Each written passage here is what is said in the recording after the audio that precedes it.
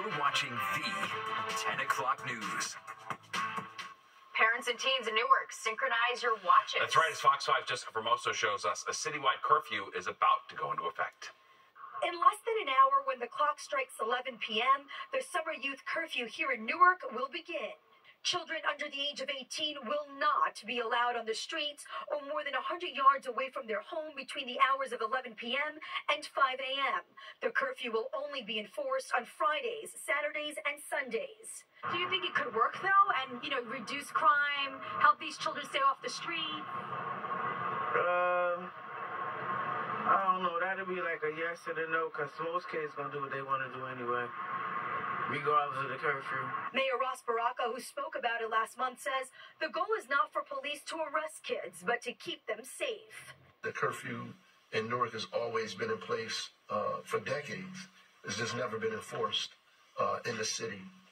We made a decision starting May 3rd to begin to enforce this curfew in a different kind of way. Those who violate the curfew will be escorted by Newark police back home. If home isn't safe or if the child's parent can't be reached, they will be taken to the re-engagement center where they will be provided with services. Macchio, who is under the age of 18, says he already has a curfew. His parents want him home every night at a certain time. Yeah, I am okay with it.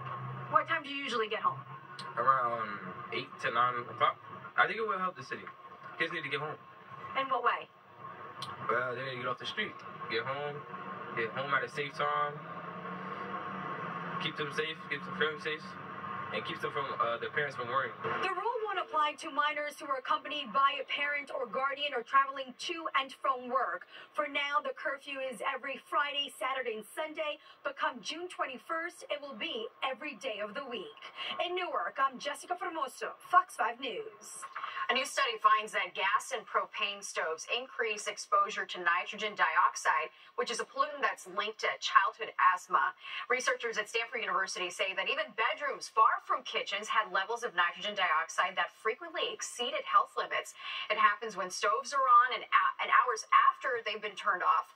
And people who live in homes smaller than 800 square feet are exposed to twice as much nitrogen dioxide over the course of a year. Well, get ready for bigger water bills in the city. The mayor's office using a little-known funding mechanism that charges its water board more than $1 billion to lease water and sewer systems from the city. And to cover the cost, the water board is planning to raise rates by 8 to 9%. The money would be used for sewer maintenance and upgrades.